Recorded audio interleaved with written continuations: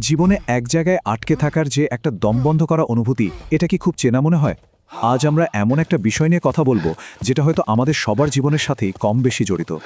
কিভাবে সুনির্দিষ্ট কৌশলের মাধ্যমে নিজেদের সেই আরামদায়ক কমফোর্ট জোন ভেঙে শৃঙ্খলার মাধ্যমে জীবনের সত্যিকারের সাফল্য অর্জন করা যায়, সোর্স থেকে পাওয়া সেই চমৎকার দিক নির্দেশনাগুলো নিয়েই আমাদের আজকের এই আয়োজন।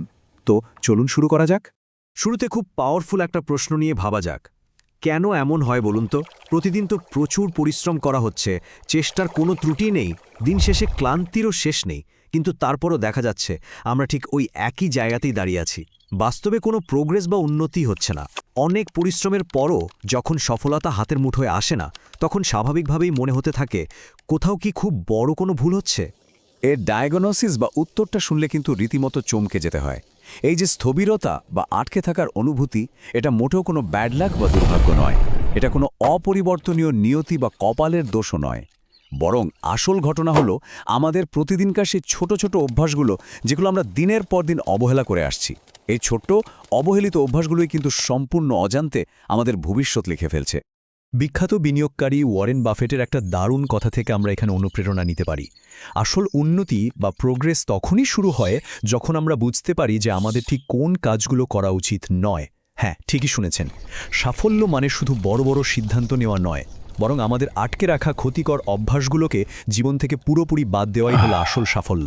কি করতে হবে তার চেয়ে কি করা যাবে না সেটা বের করাটাই আসলে গেম চেঞ্জার। চলুন ব্যাপারটা একটু তলিয়ে দেখি। এখানে মূলত দুই ধরনের মানুষের একটা তুলনা করা হয়েছে। একদিকে আছেন তারা যারা জীবনের প্রতি শুধু রিয়্যাক্ট করেন, অনেকটা অটো পাইলট মোডে জীবন চালান। তারা হয়তো জেগে আছেন কিন্তু সচেতন নন। আর অন্যদিকে আছেন সচেতন নির্মাতা বা কনশিয়াস বিল্ডাররা। এরা পরিস্থিতি যেমনই হোক না কেন নিজেদের ভবিষ্যৎটা নিজের হাতে গড়ে তোলেন। সত্যি বলতে একজন অসচেতন মানুষ আর একজন মৃত মানুষের মাঝে আসলে খুব বড় কোনো পার্থক্য থাকে না। এখন একটা দারুণ পয়েন্টে আসা যাক। জীবনের সবচেয়ে বিপজ্জনক অবস্থা কোনটা জানেন? এই যে সব কিছু ঠিকঠাক আছে বা ওকে, এই ফিলিংটা, এটা আসলে একটা চরম প্রতারণাপূর্ণ ফাঁদ। কমফোর্ট জোন বা স্বাচ্ছন্দ্যের জায়গাটা সবচেয়ে ভয়ঙ্কর, কারণ এখানে খারাপ কিছু হয়তো ঘটে না, কিন্তু এখানে কোনো উন্নতিও হয় না, বিন্দু পরিমাণও না। আর মজার ব্যাপার হলো, জীবন কখনোই কমফোর্ট জোন ভাঙার জন্য আলাদা করে কোনো নোটিফিকেশন পাঠাবে না। এই আরামদায়ক অনুভূতিটাই হলো সাফল্যের পথে সবচেয়ে দামি ফাঁদ। অনেকেই কিন্তু এই ডেঞ্জার জোনে আটকে পড়েন। কিভাবে বোঝা যাবে যে কেউ এই ফাঁদে পড়েছেন? এর বেশ কিছু পরিষ্কার লক্ষণ আছে। যেমন ধরুন, এমন কোনো চাকরিতে পড়ে থাকা যা কোনো মানসিক শান্তি দেয় না, উদ্দেশ্যহীনভাবে ঘণ্টার পর ঘণ্টা শুধু ফোন স্ক্রোল করা, যা আছে সব ঠিকই আছে এমনটা বিশ্বাস করে বসে থাকা, কিংবা জীবনে চাকরি হারানো বা বড় কোনো সংকট আসার আগ পর্যন্ত কোনো পদক্ষেপই না নেওয়া। যারা প্রকৃত নির্মাতা তারা কিন্তু ঝড় আসার জন্য অপেক্ষা করেন না, তারা আগে থেকেই ছাতা কিনে রাখেন। তাহলে উপায় কি? সবচেয়ে গুরুত্বপূর্ণ বিষয়টা হলো, এই চক্র যদি ভাঙতে হয় তাহলে পরিবর্তনের যে একটা কষ্ট বা যন্ত্রণা আছে সেটাকে হাসি মুখে মেনে নিতে হবে। ব্যর্থতা বা বড় কোনো ধাক্কা খেলে সেই যন্ত্রণার মাঝে আরাম না খুঁজে সব ভেঙে ছুঁড়ে বেরিয়ে আসার সাহসটা করতে হবে। স্থবিরতার সেই আরামকে বিসর্জন দিয়ে যন্ত্রণার বৃত্ত ভেঙে বেরিয়ে আসতে পারলেই তবেই প্রকৃত গ্রোথ সম্ভব। যারা সত্যি এই কমফোর্ট জোন ভেঙে বেরিয়ে আসার জন্য বদ্ধপরিকর, তাদের জন্য সঠিক দিক নির্দেশনা থাকাটা একদম মাস্ট।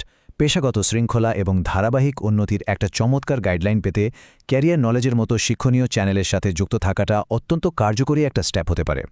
কারণ পরিবর্তনের এই কঠিন যাত্রায় ক্রমাগত সাপোর্ট আর সঠিক জ্ঞান সাথে থাকাটা একেবারেই অপরিহার্য। এবার একটা দারুণ জিনিস লক্ষ্য করুন। সাধারণ মানুষ সাধারণত দিনের হিসাব নিয়ে ভাবে, কিন্তু সফল মানুষেরা ভাবেন পুরো এক দশকের হিসাব নিয়ে। জ্যাক মা এবং আলিবাবার উদাহরণটা দেখলেই বিষয়টা একদম আয়নার মতো পরিষ্কার হয়ে যায়। চরম সন্দেহ আর ভীষণ দুর্বল ইন্টারনেট অবকাঠামোর মাঝে শুরু হওয়া একটা উদ্যোগ 10 বছরের মাথায় গিয়ে একটা গ্লোবাল পাওয়ার হাউসে পরিণত হলো। এটা প্রমাণ করে যে বড় সাফল্যের জন্য অন্তত 10 বছরের একটা ভিশন থাকা কতটা জরুরি। তখন ছোটখাটো দৈনিক ব্যর্থতাগুলো আর মূল লক্ষ্য থেকে সরাতে পারে না। এই দীর্ঘমেয়াদী লক্ষ্যের বিষয়টা একটা বীজের রূপক দিয়ে খুব চমৎকারভাবে বোঝানো যায়। ধরুন, একটা বীজ মাটিতে বোনার পর তার স্বাভাবিক বৃদ্ধির জন্য তাকে একটু তো সময় দিতে হবে, তাই না? এখন অধৈর্য হয়ে যদি প্রতিদিন মাটি খুঁড়ে দেখা হয় যে বীজটা কতটুকু বড় হলো, তাহলে তো সেই বীজটা মারাই যাবে।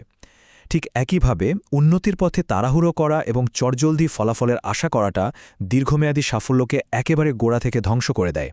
চলার পথে যে সমস্যাগুলো আসে সেগুলোকে আজ থেকে একটু ভিন্ন দৃষ্টিতে দেখা যাক। সমস্যা বা কষ্টগুলো মূলত একটা আবরণ বা মোড়ক মাত্র, যার ভেতরে ওপরওয়ালা লুকিয়ে রেখেছেন দারুণ কোনো উপহার বা সুযোগ। কিন্তু দুর্ভাগ্যটা কোথায় জানেন? অনেকেই সমস্যার মোড়ক খুলতে খুলতে এতটাই ক্লান্ত হয়ে পড়েন যে তারা মাঝপথে হাল ছেড়ে দেন আর উপহারটা না নিয়ে খালি হাতে ফিরে যান।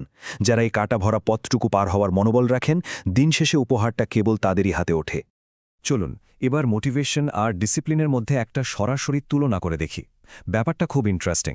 মোটিভেশন বা অনুপ্রেরণা হয়তো কোনো কাজ শুরু করতে সাহায্য করে, কিন্তু এর স্বভাব হল ক্ষণস্থায়ী। এটা পুরোপুরি আবেগের ওপর নির্ভরশীল।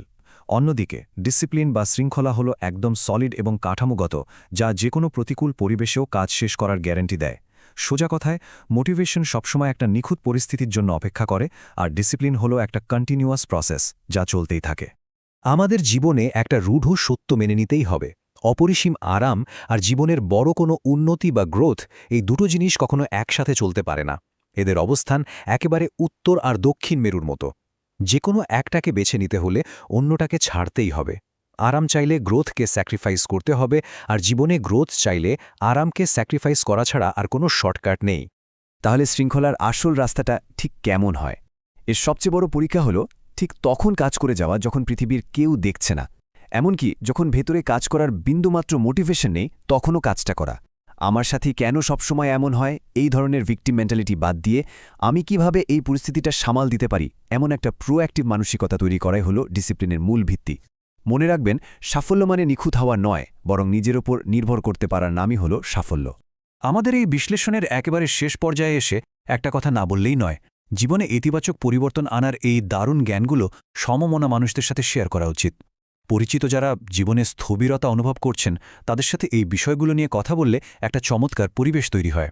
আর হ্যাঁ, ক্যারিয়ার নলেজের মতো সোর্সের সাথে নিয়মিত যুক্ত থাকলে শৃঙ্খলার এই লম্বা যাত্রা ধরে রাখাটা অনেক সহজ হয়ে যায়। আজকের এই আলোচনা আমরা একটা অত্যন্ত গুরুত্বপূর্ণ প্রশ্ন দিয়ে শেষ করতে চাই। একটু গভীরভাবে ভেবে দেখবেন, আজকের দিনে আমরা কোনটা বেছে নেব?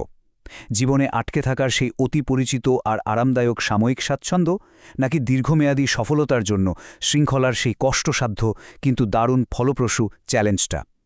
আপনাদের উত্তরগুলো চাইলে কমেন্ট সেকশনে জানাতে পারেন। আজকে তাহলে এ পর্যন্তই। নতুন কিছু শেখার এই ধারাবাহিক যাত্রায় আমাদের সাথে থাকার জন্য অনেক অনেক ধন্যবাদ।